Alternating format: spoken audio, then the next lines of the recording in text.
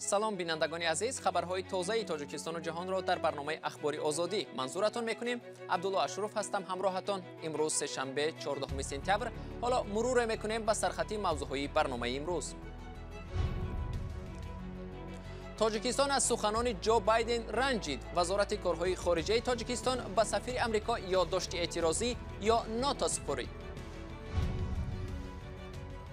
مگر کووید از تاجیکستان گم شد؟ وزارت تندرستی تاجیکستان اعلان کرد که هیچ حالت سرایت کرونا ویروس را ثبت نکرده است. کارشناسان به این گفته شبهه دارند. ما از طبق نقشه چرابینی در یک روز از 750 تا 1200 نفر شهروندان رو به همین ایمنیزاسیون فرا میگیریم. 4 آشیانه برای بیماران روحی سازگار نیست. طبیبان شفاخانه بیماری‌های روحی کلاب میگویند بینایی نو برای معالجه چنین بیماران خطرناک است. بیماری روحی خودش نامه پرتوین از تریزا ایدار ایلیسنیسا در این کار باید ما جوابگار میشیم. وزارت کارهای خارجه تاجیکستان امروز 14 سپتامبر به سفیر آمریکا در دوشنبه برای یک گفته جو بایدن یادداشت اعتراضی یا نوتا سپارید.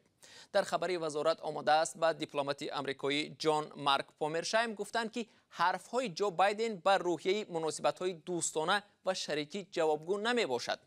آزردگی حکومت تاجیکستان از این سخنان بایدن بود که روز 11 سپتامبر در ایالت پنسیلوانیا با اشاره به چسبیدن چند ساکن افغانستان به هواپیما گفت: مثلا اگر ما در تاجیکستان می بودیم و هواپیمای C-130 را می آوردیم و می گفتیم که هر کسی با ما هم پیمان هست سوار شود، باز هم آدمان در چرخ سمالیات می چسبیدند. در اظهارات وزارت گفته می شود تاجیکستان هوسمند پیشبرد رابطه‌های سودمند با ایالات متحده آمریکا در روحیه یاری و احترامی همدیگر است. سفارت آمریکا در دوشنبه در این رابطه هنوز واکنشی نکرده است. صدای اعتراضها به طالبان در تاجیکستان بلندتر می شود. گروهی از زنان و دختران افغان مقیم تاجیکستان این صبح در سفارت این کشور جمع شدند و علیه پاکستان و گروه طالبان شعار دادند. هرچند مقامات پاکستانی بارها دست داشتن خود در جنگ افغانستان را رد کردند، ولی برخی ها بر این باور ندارند. مولا رجب یوسفی و نگاره فضل‌الدین گزارش می‌دهند. این گروه زنان و دختران از آینده کشورشان نگرانند. آنها باور دارند که کشورشان را پاکستان اشغال کرده است، هرچند مقامات پاکستانی دخالت در امور افغانستان را رد می‌کنند. تنها طالب نیست، پاکستان اشغال کرده افغانستان با مهمات جنگیشان داخل افغانستان شدن. یک طلب دیگری تظاهرگران حمایت از جبهه مقاومت با رهبری احمد مسعود است. آنها از جامعه جهانی می‌خواهند که صدای آنها را شنود و حکومت طالبان را به رسمیت نشناسد. دلیل هراس از حکومت طالبان را یکی از شرکت‌داران نمایش چنین شرح داد: چون هیچ کس آزادی نداره، ما آزادی بیان نداره، ما نمیتونیم از حقوق خود دفاع کنیم. دو خانه که آزادی نباشه، گپ زدن نتونین، اونجا زندگی ممکن نیست. فکر کنین که شما در قبر هستین، تمام، فقط یک زنده هستین، نان میخورین، تمام. مقامات پاکستان همیشه حضور خود در افغانستان به خصوص حمله به دره پنجشیر را رد کردند، ولی این گروه زنان دختران افغان مقیم تاجیکستان باور دارند که محض دستگیری پاکستان باعث شده است که افغانستان به دست طالبان افتد. در آغاز قرار بود این نمایش اعتراضی در حوله سفارت برگزار شود، اما بعدا آن را به داخل بنا کوچاندند. یک مسئول سفارت به ما گفت سبب این بود که آرامی اطراف خللدار نشود. این گروه زنان و دختران امید دارند که صدایشان شنیده می شود، چون این اعتراض فعلا تنها کاری است که آنها می توانند علیه طالبان انجام دهند. گروهی که یک ماه پیش کابل را صاحب شد و گفت مقصدش آرامی افغانستان و خدمت به مردم است. و تا روز دیگر رهبران سازمان همکاری‌های شنغهای در دوشنبه جمع آمده وضع همسایه کشوری تاجیکستان را بررسی می‌کنند. چین و هند، قزاقستان و قرقیزستان، پاکستان، روسیه، تاجیکستان و ازبکستان که عضو سازمان هستند درباره عملکردهای مشترک و راه‌های آرام کردن افغانستان صحبت می‌کنند. همکارم خرامان بقازاده حالا با ما در استودیو است و از او می‌پرسم که چرا این جلسه حالا بسیار مهم است. خرامان، به فرق از جلسه های قبلی سازمان همکاری های شانگهای که با شعار مشترک کشورهای عضو یعنی مقابله با جدایی طلبی، تندگرایی و تروریسم برگزار میشد. واقعا هم عبدالله به نظر می رسد که این جلسه خیلی چالش برانگیز برای تقریبا همه اعضای این سازمان خواهد بود. تقریبا هر عضو این سازمان در نسبت طالبان برخورد و موضع‌گیری گوناگون دارد. اگر روسیه با طالبان از پیش مکالمه را شروع کرده، حالا میگوید رفتار آنها را مشاهده و بعدا قرار قبول خواهد کرد. ازبکستان الکی گفته است که به همکاری با طالبان آماده است. چین ظاهراً به ایجاد همکاری‌های دیپلماتی با طالبان آمادگی می‌بیند. پاکستان را پشتیبان اصلی طالبان می‌نامند. در مقابل هند است که با همسایه‌اش پاکستان مناسبات مشکلی دارد و طالبان را برای دهلی یک خطر امنیتی ارزیابی می‌کند و نهایت تاجیکستان. تا حال این کشور قاطعانه یک حرف را گفته است: به هیچ صورت حکومت طالبان را قبول ندارد و اعتراف نمی‌کند.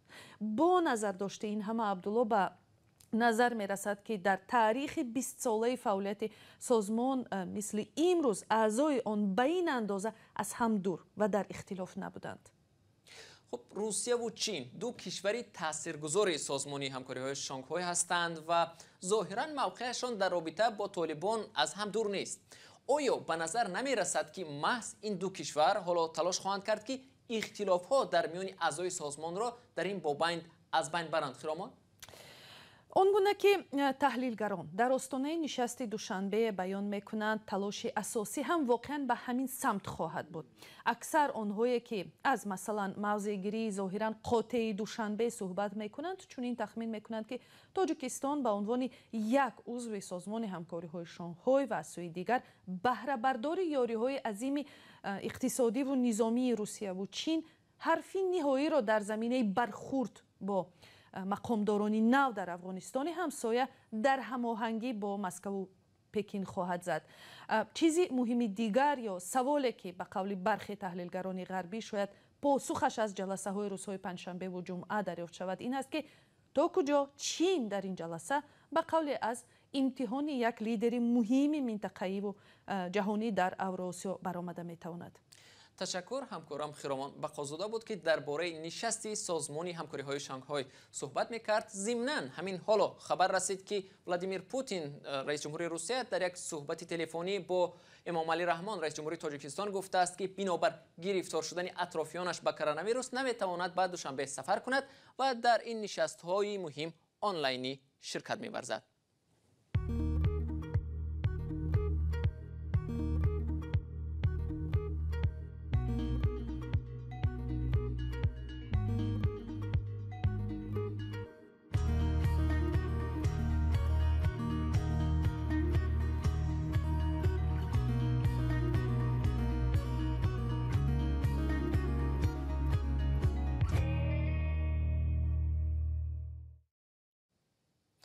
وزارت تندرستی تاجیکستان اعلام کرد که از روز 12 سپتامبر این جانب یگان مورد گرفتاری ساکنان با کرونا ویروس را ثبت نکرده است. مقامات این حالت را به بیشتر اعم شدن ساکنان وابسته دانستند. اما کارشناسان مستقل به ادعای مقامات با چشم شبهه می‌نگرند. تفصیلات این موضوع در گزارش همکارم علیشیر ظریفی از شهر دوشنبه.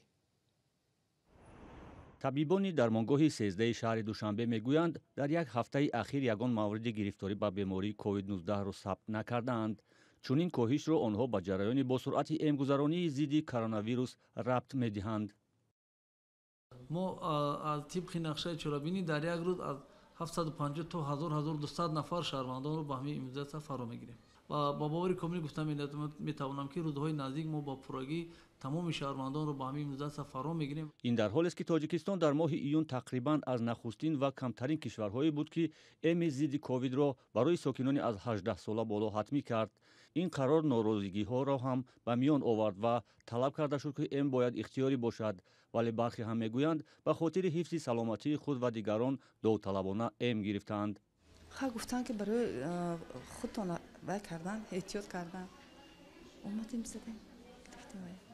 در جامعه تاجیکستان سر و صداها از پیامدهای ناخوش ام برای سلامتی پس از امکنی نیز به گوش میرسد. برخی هم در پی این سر و صداها از امکنی به مقابل کووید 19 خودداری میکنند، ولی مسئولان مرکز ایمونوپروفیلاکتیکی وزارت تندرستی پیامدهای ناخوش به سلامتی پس از امکنی را رد میکنند. ҳамагӣ аз шумораи шахсони иммунизатсия шуда ҳамагӣ 278 ҳолате ҳаст ки ба монанди ҳароратбаландӣ, дард дар ҷои тазриқ, дил беҳузурӣ дар баъзе ҳолатҳо ва дардмандии мушакҳо ба қайд гирифта шудааст ки ин ҳолатҳои муқаррарӣ буда дар дигар намуди ваксинаҳо ҳангоми қабул кардани ваксина чунин ҳолатҳо ба қайд гирифта мешавад ки ин ҳолатҳои муқаррарӣ ба ҳисоб мераванд. ин марказ хабар медиҳад ки шумораи умумии эмшудаҳо ба муқобили COVID-19 миёни сокинони аз 18 сола боло марзи 2 миллион нафарро гузаштааст.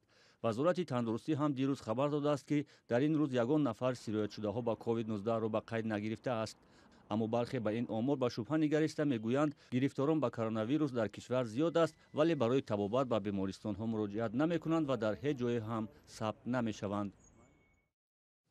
ضمناً با اطلاع وزارت تندرستی از زمان خروج این بیماری بیش از 17084 نفر با بیماری کووید 19 گرفتار شدند و 124 تن از آن هلاک گشتند. آماری که نه همه به درستی آن باور دارند. مقامات در شهر کولاب تاجیکستان تصمیم گرفتند شفاخانه بیماران روحی و بینای نو آن را به یک بینای نو کوچانند که 4 آشیانه است، اما طبیبان میگویند که بینای نو برای طبابت این گونه بیماران موافق نیست، چون برخی از بیماران میتوانند خود را از آشیانه های بالایی به زمین افکنند. چرا بیمارخانه روحی در کولاب نه جایی رفتن دارد و نه جایی ماندن؟ محمود جان رحمتزاده گزارش میدهد. پس این دیوارهای بلند بیماران روحی را طبابت میکنند. برای بعضی گرفتاران این دیوارها نیز هنگام فرار مانع نمیشود. از اینجا در یک ماه از 3 تا 5 بیمار فرار میکرده اند. به همین سبب و فرسودگی قرار است بیماران را به یک بیمارخانه 4 آشیانه نوساختی منطقوی کوچ دهند. آنهایی که در اینجا طبابت گرفته‌اند میگویند بینای 4 آشیانه از جهت امنیتی و سیرودن بودن مطابق به معیارهای یک شفاخانه بیماری‌های روانی نیست. با قول آنها خطر خود را پایان انداختن بیماران روانی و حمله آنها به بیماران دیگر شبهه وجود دارد. دم خوب خطا حس میکنی، دم ناخوب. لحظه که خطا ناراحت حس میکنی، ندانی که مثال گپ تو چندم اتاج دهی، تو در کجایی، یا که در آسمان، در سما، یا که در زمین.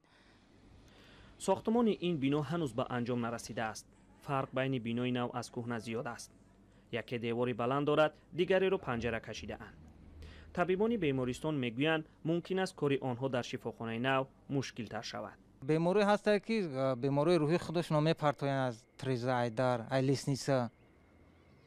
چون پرتوفتن ممکنه. دایو کور بعد ما جوابگار میشیم. کسایی را قد به قد میگیریم. در درونی وقت قد به قد گرفتن نمیشه خطی بیماران. ما برای ما اینجا خوبه که جای تنج خوب. ترس طبیبان بعد زن و زنی 2 بیمار و کشته شدن یکی از آنها بیشتر شده است. حادثه آخرهای سال 2020 رخ داد. سرطبیب سابق و چند پرستار را برای بی‌اعتنایی جزا دادند. رهبریت بیمارستان پیش از کوچیدن به بیمارخانه نو به وزارت تندرستی نوشته است که شرایط بیمارخانه نو از جهت امنیتی برای بیماران روحی مطابق نیست. باید این مسئله صحبت کردیم. این مسئله رو پیشنهاد کردیم. بیمارستان و یا شفاخانه بیماری‌های روحی در کولاب سالهای 50 عصر گذشته ساخته شده است. در منطقه کولاب زیاده از 7000 بیماری روحی ثبت شده است. 58 نفرشان در شفاخانه طبابت میگیرند، چون شفاخانه در حال حاضر فقط تا 60 بیمار را قبول کرده میتواند.